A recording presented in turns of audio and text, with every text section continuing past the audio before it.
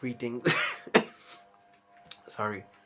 Uh, Greetings and welcome to my YouTube channel. This channel, I've primarily opened it for discussing about different topics of history, and it's that discussion is not only confined to different facets of history of South Asia, but rather it extends to history of Europe, history of North America, history of Southeast Asia, and how, interconnected global history is, and how, in what manner, it would be best, or rather, I should say, the best manner to study history, to analyze historical facts, and to form one's opinions.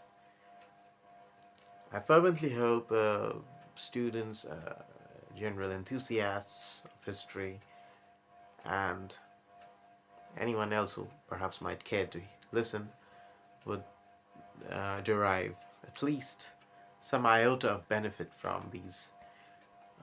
I shouldn't call them lectures, but rather ramblings of mine, because these are strictly personal opinions, personal interpretations, and always, of course, I would suggest to every viewer to take my views with a pinch of salt, because your opinion, your study might lead you to a different kind of conclusion about studying, about how you analyze texts, about how your approach to historical and no, basically primary sources, and so on and so forth. So today I've decided to speak on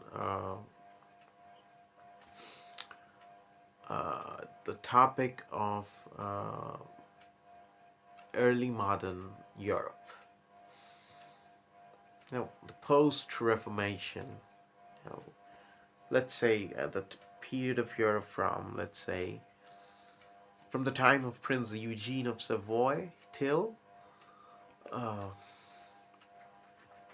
till the advent of the French Revolution, roughly 1660s, from the 1660s till 1787. So when we speak of early modern Europe, you'll find plenty of historians and their numerous theories. What are the criteria to define a period as early modern?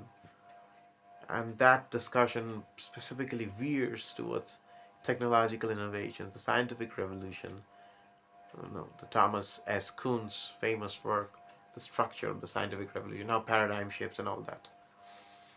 I will strictly confine myself to political events, so and won't delve into those issues about how societal changes were taking place, scientific innovations, the cartographic innovations and developments.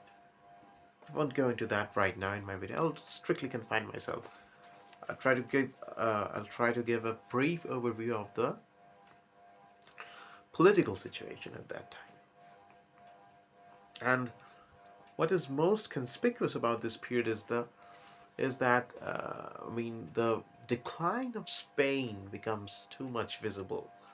Spain is no longer a great power. We can say with some degree of confidence that the Spain of Philip II Habsburg dynasty, although the Habsburgs were still ruling their gigantic empire based on Central Europe and some parts of the Balkans, but Spain has declined a lot, and after the War of the Spanish Succession, by 1710, Louis XIV had French emperor, French king had managed to put a member of his own family, his grandson, and enthrone him as the king of Spain. And that was the consequence of the War of Spanish Succession. So the sorry, so the Habsburg line died out. The Habsburg dynastic rule in Spain, it ceased completely. Then we have the southern, and I should say the relentless rise of the mercantile empire of Holland, the Dutch East India Company, and they were particularly successful in you know, defeating, outclassing the Portuguese in Asia. I mean, during this time, the main rivals of the Portuguese in Asia were not the English, neither the English nor the French, but the Dutch. And the Dutch did, I mean, they did irreparable harm to Portuguese uh, mercantile interests in Asia. Then we can come to the Habsburg Empire. So the Habsburg Empire, during this time, they were fighting the the, the, the Great War against the Ottoman Empire. And during this time, I mean, two important events took place, or rather three. The end of the 30 Years' War, the signing of the Treaty of Westphalia, gave the Habsburgs some breathing time to organize the defenses against the Ottomans. And not just the Ottomans, I mean, on their eastern frontier, some Hungarian noblemen, and oftentimes Transylvanian princes, often sided with the Ottoman Turks against Habsburg rule, especially in Ottoman-ruled Hungary.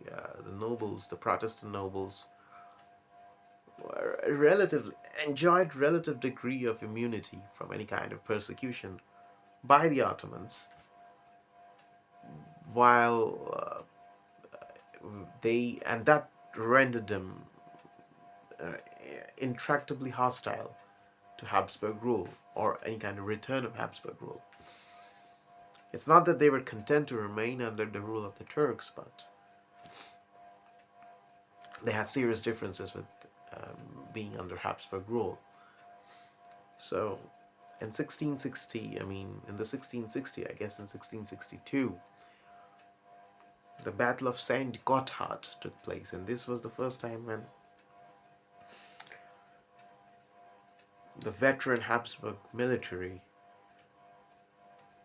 successfully defeated the Ottomans, defeated Ottoman incursions, and managed to defend their frontiers. But gradually, the Habsburg Empire got drawn into a serious rivalry with France, and during this time, Louis XIV was seriously trying to undermine Habsburg rule, and for this objective, he made numerous alliances. France at that time was allied with Sweden, they had alliances with Prussia, they even had alliances with Poland. They were also trying to undermine Habsburg authority in northern Italy. Of course, Venice was there as the premium power in northern Italy. And coming to the context of Venice, Venice was fighting a losing war against the Ottoman Empire. One by one, uh, their you know parts of their colonial empire. I won't say colonial empire, parts of their overseas empire. It started falling. It began with Cyprus just a year after the Battle of Lepanto. Then fell Crete. Malta was saved thanks to the indomitable valor of the Knights of the Order of St. John, or in short, the Hospitallers, the remnant of the crusading orders who were ruling in Malta. Emperor Charles V, the Holy Roman Emperor of the Habsburg dynasty, he had granted Malta to the impoverished order after they had been defeated, after they had been expelled from Rhodes.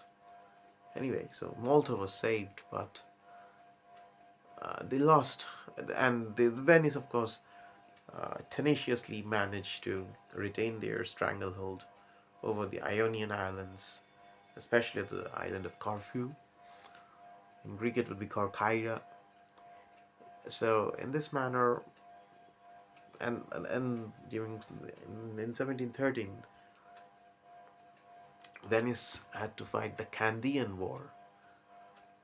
So, after losing Crete to the Ottomans, they managed to conquer Morea, which is southern Greece, modern day southern Greece, and that territory too they had to lose and relinquish to the Ottomans. I mean, the famous Venetian commander Antonio Morosini, his conquests were, I mean, reversed within 2 or 3 decades. So by the time the Holy Alliance uh, had been created against the Turks by the Pope, consisting of Spain, the Habsburg Empire, Venice, and all that, Venice was clearly a losing power, a power that was on the wane, and Venice was exhausted. Its manpower was exhausted. Venice was forced to rely on mercenaries to, fill the garrisons which in her overseas empire. And we suddenly witnessed the rise of Prussia, the role of the Grand Elector, then Frederick William I, the Soldier's Emperor, then King Frederick II, or Frederick the Great of Prussia. And the struggle between Frederick the Great and Empress Maria Theresa of Habsburg Empress, forms a very crucial chapter in European history. The issue of Silesia, who would hold control over Silesia, was decided in favor of Prussia. And later, in the 7 Years' War, the Prussian army proved its mettle against France, against Austria, and against Russia. I mean, at the Battle of Rosbach in 1757, the Prussians managed to defeat a joint army of the French and of different German princes, or the Confederation of, not Confederation, but the Reich Army. So, of course, assisted by Britain, but Britain's assistance was not something very decisive. British forces managed to hold back some territories, so some of the French armies, but the bulk of the fighting had to be done by Frederick the Great. So the rise of Prussia and the sudden decline of the Austrian Empire forms a very startling chapter of this period. And one can almost say that Austria, the Austrian Empire, and the Venetian Empire were in simultaneous decline. Why? Because all the wars which the which the Habsburgs had fought after the death of Prince Eugene of Savoy against the Ottoman Empire, most of them were largely had resulted in kind of inconclusive fighting, and but basically, I mean, the Habsburgs failed to score any decisive victory. Unlike the victories of 1683, no, 17, unlike the victories at the Battle of Zenta when Belgrade was liberated during the 1750s, during the 1780s, the Habsburg armies had lost their edge, fighting edge, against the Ottomans, and they could, of course, defend their borders. I mean, they had to abandon Belgrade. They had to capitulate in that sector, and Belgrade was reconquered by the Ottomans. This was a very crucial thing, and oftentimes, I mean, despite having the experience of fighting Prussia, that experience counted for very little in the Turkish theater. And then we have, apart from the decline of Austrian power, then we have the rise of Russia, especially Empress Catherine the Great or Empress Catherine II. I mean, in contrasts to the largely unsuccessful wars of Emperor Joseph II, the Habsburg Emperor, against the Ottoman Empire, against the Ottoman Turks, the Russian armies scored brilliant successes against the Turks. I mean, her generals, Alexander Suvorov, uh, General Rumyantsev, and General Alexander Potemkin. I mean, they scored brilliant successes, brilliant military victories against the Turks. And from this time onwards, the rolling back of the Ottoman civil and military machinery from Balkans, it started. I mean, especially the naval expedition of Georgy Orlov. The Russian Navy would launch from Kronstadt uh, near St. Petersburg, and then they sailed to the Mediterranean, defeated the Turks, and then returned back the Russian squadron, which was a kind of inimitable achievement in naval terms. So Russia scored a series of victories against the Ottoman Turks, while the Habsburgs were largely left behind. And then we have the relentless rise of England and their mercantile empire. The same year in which the Battle of Rosbach was fought, England won the Battle of Plassey in Bengal, in India. And Calcutta emerged as a new mercantile and political center around which British military, political, and economic interests were centered. And that became the center of the British Empire in India, I wouldn't say India, but in the Indian subcontinent. And France was clearly, lost the race to create a gigantic colonial empire in India. And finally, at the Battle of Wandiwash, the French were decisively defeated by the British, and their colonial presence in the Indian subcontinent was rendered largely, insignificant. So, when we speak of early modern Europe, we can view the ascent of two powers, namely England and Russia, into great military prominence, and to a certain extent, the Kingdom of Prussia. I won't go into the American War of Independence because that's a completely different topic. So the simultaneous rise of England and Russia, and the expansion of their empires, Russian expansion into Central Asia, and British expansion into, conquering all of South Asia. And that ultimately led to 100 or 200 years later, that led to the great game of diplomacy and limited military conflicts between Britain and Russia. Not direct, but through proxy wars. Britain establishing its own stranglehold over Tibet, Russia conquering Khiva, then the Crimean War took place in 1854, and all these European powers struggling to establish mercantile strangleholds in China, especially in the aftermath of the Opium War. The same thing took place in Japan after, just before the Meiji Revolution. So it's a very interesting period. Some old European powers were declining, especially Spain, Venice, Portugal, while France lost a great portion of her colonial empire, but her military prowess remained the same in the continent. Anyway, so it's a very brief overview, perhaps insufficient, but that's what today.